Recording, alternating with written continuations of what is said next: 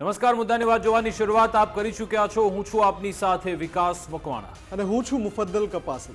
આપ સૌને ઉત્તરાયણ પર્વની શુભેચ્છાઓ, શુભકામનાઓ અને સૌએ સારી રીતે ઉત્તરાયણ પર્વની ઉજવણી કરી છે। પણ સાથે સાથે તમે જે રીતે આકાશમાં એકબીજાના પેચ કાપ્યા હતા, એવી જ રીતે અમેરિકા ઈરાનનો એ પેચ કાપવા મથે છે। જી હા, ઈરાનમાં જે પ્રદર્શન થઈ રહ્યા છે એની જ આડમાં ડોનાલ્ડ ટ્રમ્પને એ અવસર જોવા મળી રહ્યો છે ઈરાન પર એટેક કરવાનો। એ જ પ્રદર્શનનું બહાનું કાઢીને ડોનાલ્ડ ટ્રમ્પે સંકેત આપ્યો છે કે તમે પ્રદર્શન ચાલુ રાખો, તમારા સુધી એ મદદ પહોંચી રહી છે। અને દાવો થઈ રહ્યો છે કે ગમે ત્યારે અમેરિકા ઈરાન પર એક મોટો હુમલો કરી શકે છે।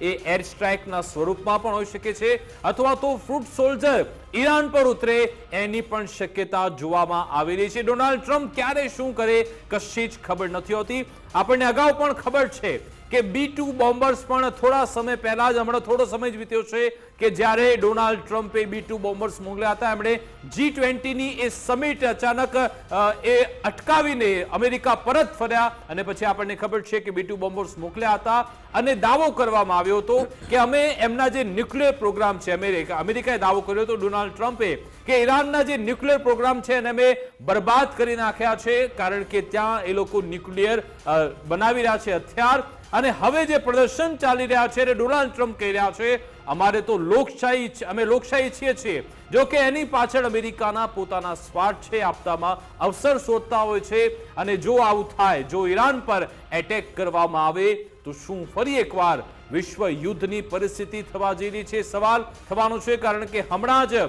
જે આપણે જોયું ડોનાલ્ડ ટ્રમ્પે વેનેઝુએલામાં, ત્યાં પણ આ રીતનું એમણે એક પ્રકારનું એટેક કર્યો હતો। એના રાષ્ટ્રપતિને રાતોરાત ઉઠાવી લેવામાં આવ્યા, પોતાને એક્ટિંગ રાષ્ટ્રપતિ પણ ત્યાંના એમણે જાહેર કરી નાખ્યા। હવે એમણે વારો લીધો છે ખેમેનીનો, પણ ઈરાને પણ વળતો પલટવાર કર્યો છે। ઈરાને કહ્યું છે કે અમે પણ ચૂપ નહીં બેસીએ, અમારી જોડે પણ આર્મી છે, અમારી જોડે પણ તાકાત છે। જો કંઈ તમે ઊંચા નીચ કરી તો પછી અમે પણ સામે એવો વળતો પ્રહાર કરીશું કે તમે તેને સહન નહીં કરી શકો। હવે નજર છે કે આખરે અમેરિકાના રાષ્ટ્રપતિ ડોનાલ્ડ ટ્રમ્પ જ્યારથી સત્તામાં આવ્યા છે ઉલટફુલટ નિર્ણય લેતા હોય છે। ડોનાલ્ડ ટ્રમ્પને પોતાને પણ નથી ખબર હોતી કે સવારે મેં શું નિર્ણય લીધો હતો અને રાત્રે હવે શું નિર્ણય લઈ રહ્યો છું, શું ચાલી રહ્યું છે ડોનાલ્ડ ટ્રમ્પના મનમાં, જાણવાનો પ્રયત્ન કરીશું અને ભારતના પરિપ્રેક્ષ્યથી પણ એને સમજવાનો પ્રયત્ન કરીશું કે જો અમેરિકા ઈરાન સુધી પહોંચે છે તો પછી એની ભારત પર શું અસર થઈ શકે છે। કારણ કે અમેરિકાએ કહ્યું કે જે લોકો વ્યાપારિક સંબંધો ઈરાન સાથે રાખશે એની પર અમે 25% ટેરિફ લગાવી દઈશું, અને એમાં ભારતનો પણ સમાવેશ છે। ઓલરેડી આપણી પર ટેરિફ છે અને જો એમાં વધારાનો 25% ટેરિફ લાગી જાય તો ઓર મુશ્કેલી થઈ શકે છે। એ તમામ બિંદુઓ પર આપણે નજર કરીશું। આખરે આ ટેન્શન શું કોઈ રિલીઝ થશે કે ઓર વધારે મજબૂત થશે, એના પર ચર્ચા કરીશું। બિલકુલ, અને એની સાથે સાથે આપણે પણ જણાવી દઈએ દર્શકોને કે હમણાં જ કેન્દ્ર સરકારે અને ઈરાન સ્થિત જે ભારતીય દૂતાવાસ છે એણે એક એડવાઇઝરી જાહેર કરી છે, અને આ એડવાઇઝરી ગંભીર પરિસ્થિતિ તરફ ઇશારો કરે છે, કેમ કે સ્પષ્ટ લખ્યું છે આ એડવાઇઝરીમાં કે ભારતીયો તુરંત જ ઈરાન છોડી દે। આ એડવાઇઝરી એ 10,000થી વધારે ભારતીય નાગરિકો કે જે હાલમાં ઈરાન છે તમામને લાગુ પડે છે, એ તમામે તાત્કાલિક ઈરાન છોડી દેવાનો આદેશ ભારત સરકારે કર્યો છે। આ એડવાઇઝરીમાં સ્પષ્ટ સૂચના આપવામાં આવી છે કે કમર્શિયલ ફ્લાઇટ લઈને પણ તમે તુરંત ત્યાંથી નીકળી જાઓ, ઈરાન છોડી દો। આપણે સૌ જાણીએ છીએ કે ઈરાનની અંદર ભીષણ પ્રદર્શન ત્યાંની સરકારની વિરુદ્ધ થઈ રહ્યા છે, જેમાં 1,000થી વધારે મોતનો આંકડો દર્શાવવામાં આવી રહ્યો છે। કેટલાક મીડિયા રિપોર્ટ્સ દાવો કરી રહ્યા છે કે 3,000 પ્રદર્શનકારીઓના મૃત્યુ થઈ ચૂક્યા છે। કેટલાક મીડિયા રિપોર્ટ્સ આ આંકડાને 5,000થી વધારે હોવાનો દાવો કરી રહ્યા છે। આ બધાની વચ્ચે અમેરિકા ખૂબ જ મોટી તૈયારી કરી રહ્યું છે, અને અમેરિકા ગમે ત્યારે આગામી 24થી 48 કલાકમાં ગમે ત્યારે ઈરાન પર મોટો હુમલો કરી શકે છે। અને એટલે જ એ હુમલાઓની સંભાવના જોતા, એ હુમલાની અમેરિકાની તૈયારી જોતા ભારત સરકારે આ એડવાઇઝરી જાહેર કરી છે। અને આ એડવાઇઝરીને જોતા 10,000થી વધારે ભારતીયો જે અત્યારે ઈરાનમાં છે, એમાં વિદ્યાર્થીઓ પણ છે, વેપારીઓ પણ છે, અને સાથે પ્રવાસન અર્થે ત્યાં ગયા હતા એ લોકો પણ છે, આ બધા જ ત્યાંથી તુરંત નીકળી જાય એવી વાત કરવામાં આવી છે, એવી સૂચના આપવામાં આવી છે। હવે આ બધાની વચ્ચે ઈરાન ફરતા જેટલા પણ અમેરિકન બેઝ છે ત્યાં મોટી સંખ્યામાં હલચલ જોવા મળી રહી છે. ત્યાં અત્યારે સૈન્ય મૂવમેન્ટ જેને કહેવાય અમેરિકા ત્યાં ગોઠવી રહ્યું છે અને આ મૂવમેન્ટના કારણે જ આશંકા વર્તવામાં આવી રહી છે કે 24 થી 48 કલાકમાં ઈરાનની ઉપર અમેરિકા કોઈ મોટું પગલું ભરી શકે છે. હવે અહીંયા પરિસ્થિતિ શું થઈ છે? પરિસ્થિતિ એ થઈ છે કે 12,000 કરોડનો કારોબાર ઈરાન સાથે ભારત કરે છે. એ કારોબાર પણ પ્રશ્નાર્થ ચિહ્ન મુકાઈ ગયો છે, કેમ કે 50% રેસિપ્રોકલ ટેરિફનો સામનો ભારત પહેલેથી કરી રહ્યું છે અને હવે ટ્રમ્પે એલાન પણ કર્યું અને ત્વરિત અમલવારી પણ કરી દીધી. શું કરી કે વધારાના 25% જો કોઈ ઈરાન સાથે વ્યાપાર કરે, એટલે ભારતનો 12,000 કરોડનો જે વ્યાપાર છે ઈરાન સાથે, એના ઉપર વધારાના 25% ટેરિફ લાગી શકે છે. એટલે કે બંને તરફથી આયાત અને નિકાસ જે થાય છે એ બંને બાજુએ અત્યારે હોલ્ડ ઉપર છે. આપણી સાથે ડિફેન્સ એક્સપર્ટ મનન ભટ્ટ જોડાઈ ગયા છે. મનનજી, સ્વાગત છે આપનું ગુજરાત ફર્સ્ટમાં. મનનજી, આ જે પરિસ્થિતિ છે ઈરાનની અંદર, અમેરિકાની જે તૈયારીઓ છે, અમેરિકાએ જે ચેતવણી આપી છે અને ઈરાને પણ કહ્યું છે કે જો અમેરિકાએ કોઈ ગુસ્તાખી કરી તો ઈરાન અમેરિકા અને ઇઝરાયલને છોડશે નહીં અને ઈરાનની આસપાસ જેટલા પણ અમેરિકન બેઝ છે એને ધ્વસ્ત કરી નાખશે. ઈરાને હમણાં જ આ ચેતવણી પણ આપી છે. આ પરિસ્થિતિ શું એક ગંભીર સ્થિતિ સર્જવાનો ઇશારો કરી રહી છે? મનનજી, થેન્ક યુ મુફદ્દલજી for having me on Gujarat first. જુઓ, ઈરાન અને અમેરિકાના વચ્ચે જે તંગદિલી આજથી 6 મહિના પહેલા સર્જાઈ હતી, અત્યારે જે તંગદિલી છે એમાં ઘણો ફરક છે. ઈરાન પર ત્યારે હુમલો ઇઝરાયલે કર્યો હતો અને ત્યારબાદ અમેરિકા છેલ્લે ઇન્વોલ્વ થયું ને એમણે ઈરાનની ન્યુક્લિયર સાઇટ ઉપર એક હિલ્સની અંદર બનેલી હતી તેની પર હુમલો કરીને તેને નષ્ટ કરવાનો દાવો કર્યો. હવે અત્યારની પરિસ્થિતિ જુઓ તો ઈરાનમાં જે રીતે આંતરિક વિગ્રહ થયો છે અને સાથે સાથે હજી 2 દિવસ પહેલા અમેરિકાએ રેસિપ્રોકલ એક જે ટેરિફ નાખ્યા, વધારે ટેરિફ, ઈરાન સાથે જો કોઈ વ્યાપાર કરશે તો એની પર એક્સ્ટ્રા 25% ટેરિફ એ દેશ પર. એટલે ભારતને આની અસર થવાની તો વકી છે જ, પરંતુ શું આમાં પ્રશ્નો 2-3 છે કે ઈરાન જે દાવો કરે છે કે એની જે મિલિટરી સજ્જતા છે એ ખરેખર એટલું મિલિટરીલી સૈન્ય રીતે એટલું સજ્જ છે? શું એની તાકાત છે કે ખરેખર અમેરિકા પર હુમલો કરી શકે? ઇઝરાયલની ડિફેન્સ સિસ્ટમને ઈરાનની મિસાઇલો ભેદી શકે છે, આપણે જોયું છે. પરંતુ આ છેલ્લા 6 મહિનામાં ઈરાને શું કેપેબિલિટીઝ ડેવલપ કરી છે, રશિયા અને ચાઇનાએ એને શું મદદ કરી છે, કેમ કે પોતાની રીતે એને શું બિલ્ડઅપ ઊભું કર્યું છે આપણને ખબર નથી. એટલે એ જોવું રહ્યું કે હવે આ પરિસ્થિતિ થશે. પરંતુ ઈરાનને હું જ્યાં સુધી સમજુ છું ત્યાં સુધી ઓછું આંકવાની ભૂલ અમેરિકા તો નહીં કરે, બીકોઝ ઈરાને એના ઇઝરાયલની જે એવું કહેવાતું હતું કે એની આયરન ડોમ ડિફેન્સ સિસ્ટમ બહુ પાવરફુલ છે, બહુ સારી છે, એને ભેદીને પોતે બહુ સારી સર્જિકલ વેમાં સ્ટ્રાઇક્સ કરીને બતાવ્યું હતું. એટલે ઈરાનને સાવ ઓછું આંકવાની ભૂલ તો મને નથી લાગતું કે અમેરિકા કરે. પરંતુ ઇન્ટરકોન્ટિનેન્ટલ બેલેસ્ટિક મિસાઇલ્સની વાત આવે, ઈરાન જો એવો દાવો જે રીતે કરી રહ્યું હતું કે અમે એક્રોસ અમેરિકા મિસાઇલ હુમલો કરી શકીએ એમ છીએ, તો એ તો હવે પરિસ્થિતિ અને સમય જ દર્શાવશે. કેમ કે જ્યારે અમેરિકાએ ઈરાન પર હુમલો કર્યો અને બંકર બસ્ટર્સ બોમ્બ્સ માર્યા ત્યારે એના જવાબમાં ઈરાને કોઈ પગલું લીધું નહોતું. હવે ભવિષ્ય આપણને સંઘર્ષની જો વાત કરીએ તો ભવિષ્ય દર્શાવશે. અને જ્યાં સુધી ટેરિફની વાત છે તો ભારત ઈરાનને જે હ્યુમેનિટેરિયન વેમાં જે ચોખા અને ઘઉંની નિકાસ કરે છે તો એનું ડિક્લેરેશન આંતરરાષ્ટ્રીય સ્તરે કરીને આપણે જો કરીએ તો એમાં તો મને નથી લાગતું કે એમાં ટેરિફનો પ્રશ્ન આવે. પણ બીજા જે વેપાર આપણો ભારતનો ઈરાન સાથે છે એને ચોક્કસપણે ધક્કો પહોંચી શકે છે. અચ્છા, તમને કદાચ યાદ હશે કે જે આપણે ચર્ચા કરી રહ્યા હતા કે શું ડોનાલ્ડ ટ્રમ્પ એ B-2 બોમ્બર્સ મોકલશે કે કેમ, એની ચર્ચા ચાલતી હતી ને પછી અચાનક એ રાતના સમાચાર હતા ને કે ભાઈ બંકર બસ્ટર બોમ્બ ત્યાં એ પ્લેન પહોંચ્યા ને પછી ત્યાં પરમાણુ હથિયારો દાવો થઈ રહ્યો કે એને નષ્ટ કરી નાખવામાં આવ્યા. ડોનાલ્ડ ટ્રમ્પે ફરી એકવાર સંકેત આપ્યો છે કે ભાઈ તમે પ્રદર્શન ચાલુ રાખો, તમારા સુધી મદદ પહોંચી રહી છે. હવે કેવી મદદ પહોંચી રહી છે એ કોઈને ખબર નથી. શું હોઈ શકે છે કે ફૂટ સોલ્જર ત્યાં ઉતારશે કે પછી કોઈ એર સ્ટ્રાઇક થઈ શકે છે? કારણ કે ડોનાલ્ડ ટ્રમ્પ જે રીતની એ વર્તી રહ્યા છે કદાચ એટેક કંઈક તો કરશે. જી, વિશ્વમાં અત્યારે ટ્રમ્પ જે રીતે એને વેનેઝુએલા ઉપર એક્શન લીધી ત્યારબાદ બહુ અનપ્રિડિક્ટેબલ થઈ ગયા છે. અને તમે જુઓ ને તો આની અમેરિકાના અગ્રેશન પાછળ એક તરફ એક કારણ છે ને એ ચાઇના પણ છે.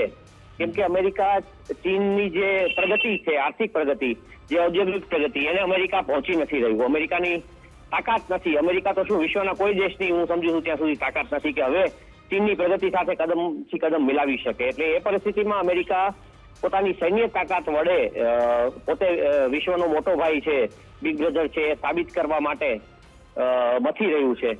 આની પહેલા વેનેઝુએલાનો ના જે માદુરોને એમણે પકડ્યા ત્યારે પણ એક અઠવાડિયા સુધી એવા સમાચારો આવ્યા કે અમે લોકોએ એવા કોઈ સિક્રેટ વેપન્સ વાપર્યા છે અને એવી બધી સાયકોલોજીકલ વોરફેર કરવાની કોશિશ કરી. એટલે અમેરિકા પોતાના સૈન્ય પગલાઓ વડે ધીમે ધીમે વિશ્વની મહાસત્તા પોતે છે એ વસ્તુને પ્રસ્થાપિત કરવાની કોશિશ કરી રહ્યું છે. બીજી તરફ કે જ્યારે કેવું મલ્ટીપોલાર વર્લ્ડની અંદર રશિયા પણ પોતાની સૈન્ય તાકાત એક કન્ટિન્યુઅસલી દેખાડી રહ્યું હતું અને અમેરિકા એ જોઈને એક તરફ એવું પણ લાગી રહ્યું છે આપણને કે થી પ્રેરણા લીધી હોય રશિયન એક્શન્સમાં, એ લોકો પોતે કાંઈ ન કરી શક્યા અને વિશ્વ પણ જોઈ જ રહ્યું છે. એટલે અને નાટો જોવા જાઓ બીજી તરફ ડિફંક થઈ રહ્યું છે. અમેરિકા હવે પોતે સ્ટેન્ડ અલોન એક વિશ્વની મહાસત્તા છે એવું દેખાડવા જઈ રહ્યું છે. પરંતુ આમાં વેનેઝુએલાના નો ડાઉટ આપણે જોયું કે વેનેઝુએલાના તેલના જે ભંડારો છે તેલ અને ગેસના, એના પર હવે અમેરિકા પોતાનો કબજા પોતાની કંપનીઓને બેસાડીને એની પાસે એનું શોષણને દોહન કરશે.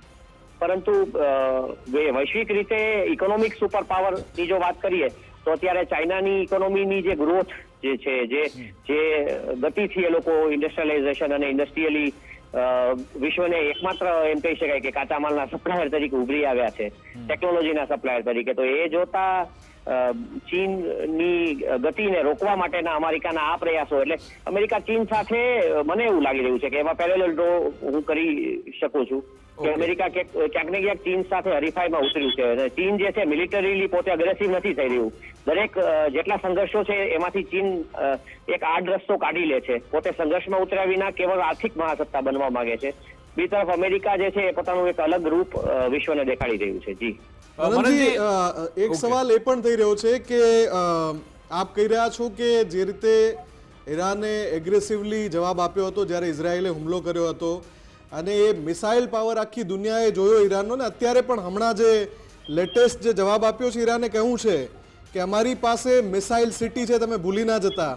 એટલે અમેરિકા અને ખાસ કરીને ટ્રમ્પ હમણાં જે નિવેદન આપી રહ્યા છે, થોડી વાર પહેલા જ એમણે કહ્યું કે જેટલા પણ અમેરિકન છે એ ઈરાન તાત્કાલિક છોડી દે. એટલે કોઈ એક ગતિવિધિ તો ત્યાં થવાની છે એવો સંકેત ચોક્કસથી મળી રહ્યો છે. ના, ચોક્કસ કંઈક મોટું થવા જઈ રહ્યું છે, કંઈક મોટી સૈન્ય કાર્યવાહી થવા જઈ રહી છે. અને અમેરિકા ઈરાનમાં જે રિજીમ ચેન્જ એચીવ નહોતું કરી શક્યું એ એચીવ કરવા માટે અમેરિકા કોશિશ કરશે. વેનેઝુએલામાં એમણે રેજીમ ચેન્જ કર્યું છે. એટલે હવે ઈરાનની અંદર એટલું છે કે મને નથી લાગતું, કેમ કે છેલ્લે જ્યારે ઇઝરાયલ ઈરાન સંઘર્ષ થયા બાદ ઈરાને શોધીને જાસૂસોને ખતમ કરી નાખ્યા છે. એટલે છેલ્લા 6 મહિનામાં ઈરાનથી જે ઇન્ટરનલી જે ઇન્ફોર્મેશન મળી રહી છે એ જોતા અત્યારે ઈરાનમાં સત્તા પલટો કરવો એ અમેરિકા માટે ચેલેન્જ તો છે જ. એટલું ઇઝી કેકવોક જેવું ઇઝીલી એમણે માદુરોને પકડીને અહીંયા લઈ આવ્યા વેનેઝુએલાના સરમુખત્યારને, એટલું ઇઝી ઈરાનમાં કરવું મને નથી લાગતું કે શક્ય હોય. અને ઈરાનમાં જે રીતે વિરોધ પ્રદર્શનો થઈ રહ્યા છે એમાં પણ અમેરિકાનો જે હાથ છે કે અમેરિકા જે રીતે ફ્રી ઇન્ટરનેટ આપીને ઇન્ટરનેટ થકી વિરોધ ભડકાવી રહ્યું છે, તો એને પણ દામવા માટે ઈરાનની સરકાર ડગલા ને પગલા તો લઈ જ રહી છે. એટલે ખરેખર જોવું રહ્યું, પણ એટલું ચોક્કસ છે કે કંઈક મોટો સંઘર્ષ બહુ ટૂંક સમયમાં જ. મનનજી, આમાં તમે ભારતના પરિપ્રેક્ષ્યથી કેવી રીતે જોવો છો? ભારતે તો હમણાં જ એડવાઇઝરી જાહેર કરી કે આપણા ભારતીયો, પ્રવાસીઓ, વેપારીઓ બધા જ ઈરાન તાત્કાલિક છોડી દે, બધા દસ્તાવેજ હાથ વતા રાખે અને પછી ત્યાંથી નીકળી જાય. રણનીતિક રીતે ભારતનું સ્ટેન્ડ આમાં કેવું હોવું જોઈએ? કારણ કે આપણા સંબંધ ઈરાન સાથે પણ એ રીતના છે અને જ્યારે અમેરિકા કોઈ આવું પગલું ઉઠાવવા જઈ રહ્યું છે તો ભારત ક્યાં રહેવું જોઈએ? ભારત હ્યુમેનિટેરિયન એટલે કે માનવતાની દ્રષ્ટિએ ઈરાનને મદદ કરતું આવ્યું છે અને કરતું રહેશે, એટલું તો પાકું છે. પરંતુ જો અમેરિકા અને ઈરાનના સંઘર્ષમાં આપણે અત્યાર સુધીમાં જેટલા સંઘર્ષો થયા, પછી એ યુક્રેનમાં રશિયા અને યુક્રેનનો યુદ્ધ હોય કે પછી ઇઝરાયલ અને ગાઝા પટ્ટી પર જે યુદ્ધ થયું કે પછી અત્યારે ઈરાન અને ઇઝરાયલ વચ્ચે થોડા સમય પહેલા જે યુદ્ધ થયું હતું, તો એમાં ભારતે એક તટસ્થ દેશ તરીકે ભૂમિકા નિભાવી છે અને માનવીય અભિગમ મૂક્યો નથી. પછી એ યુક્રેન હોય કે પછી બીજા કોઈ દેશ, એટલે ઈરાનને પણ માનવીય મદદ કરવાનું ભારત ચાલુ રાખશે અને પણ ખુલ્લી રીતે અમેરિકાના સમર્થનમાં આવીને કે પછી ઈરાનનો વિરોધ કરીને કે અમેરિકાની એક્શન્સને વખોડીને ભારત અમેરિકાનો હું નથી માનતો કે અમેરિકાનો વહોરી લે. જી ઠીક છે મનનજી, આભાર અમારી સાથે જોડાવા બદલ. કેપ્ટન જયદેવ જોશી પણ અત્યારે આપણી સાથે જોડાઈ ગયા છે. પહેલા એક અપડેટ્સ પણ અત્યારે જણાવી દઈએ, થોડી વાર પહેલાના જ અપડેટ્સ છે કે રશિયાએ પણ એક મેસેજ મોકલ્યો છે જેમાં અમેરિકાને કહેવાયું છે કે ઈરાનના મામલામાં અમેરિકા દખલ ન દે. રશિયાએ આ મેસેજ મોકલાવ્યો છે. જયદેવજી, ચર્ચા અમે કરી રહ્યા હતા કે ટ્રમ્પે કહ્યું કે ઈરાન ખાલી કરો, અમેરિકન્સ જેટલા છે એ બધા ત્યાંથી નીકળી જાય. ભારતે કહ્યું કે જેટલા ભારતીય નાગરિકો છે 10,000થી વધારે સંખ્યામાં ઈરાનમાં છે એ તાત્કાલિક ત્યાંથી નીકળી જાય, દસ્તાવેજો તૈયાર રાખે. બીજી બાજુ રશિયા કહે છે અમેરિકાને કે ભાઈ ઈરાનના મામલામાં દખલ ન દો. 24થી 48 કલાકમાં કંઈક તો થવાનું છે ઈરાનમાં. શું લાગે છે આપને? ઈરાનમાં ચોક્કસપણે કંઈક ને કંઈક થવાનું છે એવા સંકેતો અત્યારે છે. સમયગાળો નિશ્ચિત કરવો કદાચ હજી થોડું વહેલું કહેવાશે. ઓકે. શું કામે થવાનું છે? એટલા માટે કે કોઈ એક કાઇનેટિક એક્શન, એટલે કે અસરકારક રીતે દેખી શકાય તેવી કોઈ એક્શન ટ્રમ્પ લેશે તેવી વાત થઈ રહી છે. અને મિલિટરી એક્શનની વાત પણ થઈ રહી છે. એ ખૂબ વખત ઉચ્ચારણ પણ કરી ચૂક્યા છે. એટલે એવું માની શકાય કે કોઈ ને કોઈ મિલિટરી ઇન્ટરવેન્શન ટ્રમ્પ કરશે અથવા કરાવશે.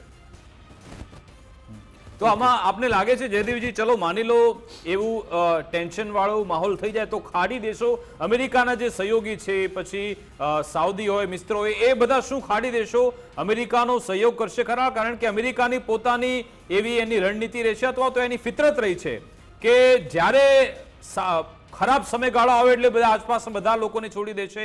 એ ટેન્શનમાં કદાચ આ ખાડી સહયોગી દેશો શું આ પરિસ્થિતિમાં અમેરિકાનો સહયોગ કરશે ઈરાન પર એટેક કરવા માટે?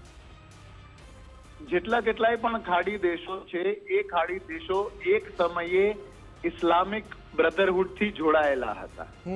પણ છેલ્લા 1.5 દશકમાં જે જોવામાં આવ્યું છે કે આ દેશો ખાલી બયાનબાજી કરે છે અને એ પછી પોતે પોતાના હિતો માત્ર સાચવીને ખુશ રહે છે. એના દ્રષ્ટાંતો જોઈએ તો ઇઝરાયલની સામે ઇજિપ્ત, સિરિયા એવા કેટલાય મુખર દેશોએ એમને કઈ ખાસ મદદ કરી નથી. આ જ રીતે ઈરાન ઉપર જ્યારે ઇઝરાયલ હુમલો કરે કે લીબિયા કે બીજી કોઈ જગ્યાએ ઇઝરાયલ કંઈ કરે ત્યારે પણ અમુક બયાનબાજી અથવા ફંડિંગના સપોર્ટ એ પણ અમુક રાષ્ટ્રો દ્વારા જ, એ સિવાય કોઈ મદદ કરવામાં આવી નથી. આવા સમયે અમેરિકા પોતે જ્યારે ડિરેક્ટલી આ રોલમાં આવતું હોય ત્યારે અમેરિકાને મદદ કરનાર દેશો જેમાં યુનાઇટેડ અરબ અમીરાત, યુએઈ, સાઉદી અરેબિયા આપે કીધું તેમ, અને એ સિવાયના કેટલાય દેશો જે છે એ યા તો અમેરિકાની મદદ કરે, પણ એ કદાચ થોડું વધુ આશાસ્પદ કહેવાશે, કમસે કમ ન્યુટ્રલ રહેવું, કોઈ પણ વળતો જવાબ ન આપવો, ઈરાનને મદદ ન કરવી, એ ચોક્કસ કરશે. પણ આમાં પાસા ઉલટા પણ કદાચ પડી શકે એવું થાય કે ભલે અમેરિકા ઈચ્છતું હોય કે અત્યારે પ્રદર્શન થઈ રહ્યા છે એની યાર્ડમાં આપણે એટેક કરી નાખીએ, બની શકે ખેમેનેઈને ત્યાંનું સમર્થન મળી જાય કે અત્યારે ચલો ત્યાંના લોકો એમ વિચારે કે અત્યારે દેશનો સવાલ છે, પહેલા એ લડી લઈએ, પછી અંદર આપણે આપણી સમસ્યા એને સુલઝાવી લઈશું. જી, અત્યારે જે કંઈ પણ વિરોધ શરૂ થયો છે એ વિરોધ શરૂ થયો છે ઈરાનની મુદ્રા, એટલે એમની કરન્સી, એમના નાણાંના ખૂબ જ ધોવાણના કારણે. ખામેની કોઈ પણ રીતે કદાચ પોતે, કારણ કે ખામેની સામે કેટલા એવા દ્રષ્ટાંતો છે કે પોતે સત્તાને વળગી રહે તો કઈ રીતે મુશ્કેલ પડે, ભાગવું પડે, જે અસદમાં આપણે જોયું સિરિયામાં. એ કરવાના બદલે ખામેની જો થોડું અર્થતંત્ર સુધારવાનો પ્રયત્ન કરે, આ પ્રોટેસ્ટર્સની માંગો, એમની વાતો સ્વીકારવાનો પ્રયત્ન કરે તો કદાચ આ પ્રોટેસ્ટ ઓછા થઈ જાય. એક વાત. બીજું, અમેરિકા જે રીતે બીજા દેશોમાં જઈને આવા મિલિટરી એક્શન કરે છે અને એનો ઉગ્ર વિરોધ થઈ રહ્યો છે, તો એ કરતા માટે પણ અમેરિકા 2 વાર વિચારતું થાય. તો જો આ 2 ઘટના બને તો અમેરિકા પાસે કોઈ સ્ટેન્ડ રહેતું નથી ઈરાનમાં કંઈ નુકસાન અથવા કોઈ દખલઅંદાજી. અને બીજી મોટી વાત જયદેવજી, જ્યારે ઇઝરાયેલે ઈરાન પર હુમલો કર્યો અને ઈરાને જે જવાબ આપ્યો હતો એ આખી દુનિયાએ જોયો હતો. જે મિસાઇલ પાવર છે ઈરાન પાસે એ પણ આખી દુનિયાએ જોયું. અમેરિકા જે અત્યારે ઓલરેડી ગ્રીનલેન્ડ મુદ્દે પણ ડેનમાર્ક સાથે ઘર્ષણમાં છે, એ ઈરાનની અંદર રિઝીમ ચેન્જ કરવા તો માંગે છે, પણ કાઇનેટિક એક્શન લેવું અમેરિકા માટે કેટલું એ ચેલેન્જિંગ હશે ત્યાં? એટલા માટે સહેલું નહીં હોય, કારણ કે ઈરાન કોઈ પણ નાના સુના દેશ જેવું દેશ નથી. ઘણી બધી ત્યાંની સ્થાપિત સત્તા છે. ઈરાનનું સૈન્ય, ઈરાનિયન રેવોલ્યુશનરી ગાર્ડ કોર જે છે એ ઘણી મજબૂત છે. એમણે પણ કહ્યું છે કે we are at the peak of our defence preparedness. અમે અમારી સંરક્ષણાત્મક તૈયારીઓ જે છે એના શિખર ઉપર અત્યારે અમે છીએ. તો જો આટલી તૈયારીઓ દેખાવતા હોય, ઈરાન પાસે ભંડોળ ઘણું હોય, સ્થાપિત સૈન્ય હોય, અને બીજા દેશોમાં આપણે વાત કરીએ કદાચ વેનેઝુએલાની પણ, વેનેઝુએલામાં એક વિરોધ પક્ષ હતો, ત્યાં ચૂંટણીઓ અને બીજા પોલિટિકલ પાર્ટીઝ હતા. આ રીતે ખામેનીને હટાવીને કોઈ બીજાને બદલીને મૂકી દેવું તેવું કોઈ છે નહીં ઈરાનમાં. પણ પ્રિન્સ રેઝા પહેલવી જે અમેરિકાથી સતત કોશિશ કરી રહ્યા છે કે રિઝિમ ચેન્જ થાય તો હું ત્યાં જતો રહું, જે ત્યાંથી ઈરાન છોડીને ભાગી આવ્યા હતા. પણ એ સેટેલાઇટ, એ વર્ચ્યુઅલ સંપર્ક એટલો કદાચ ના ચાલે નો મુફદ્દલજી જી, અને એટલો કારગર કદાચ ના નીવડે. ઓકે, બિલકુલ. આમાં શું ઇઝરાયલ પણ હવે એટલું એક્ટિવલી જ આમાં જેવું અમેરિકા એટેક કરી પછી એડ થઈ જશે? કારણ કે ઇઝરાયલ તો રાહ જોઈને બેઠું છે કે ભાઈ ક્યારે આવું થાય અને આપણે બદલો લઈ લઈએ. ઇઝરાયલ જો આવું કંઈ થાય તો એ બદલો લે, હું ફરી પાછું પ્રેક્ટિકલ કહું વિકાસજી, તો એ બદલો લેવાના મોકા કંઈ ઇઝરાયલે શોધવા પડે એવી સ્થિતિ છે ને.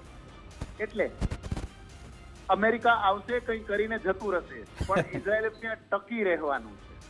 એટલે આ સ્થિતિનો બદલો લેવા માટે સામરિક રીતે, કાઇનેટિક એક્શન, મિલિટરીની રીતે કદાચ ઇઝરાયલ કંઈ ન કરે, પણ ઇઝરાયલ પોતાના હવાઈ સ્પેસનો, પોતાની જમીનનો ઉપયોગ અમેરિકાને કરવા દે એવું ચોક્કસ.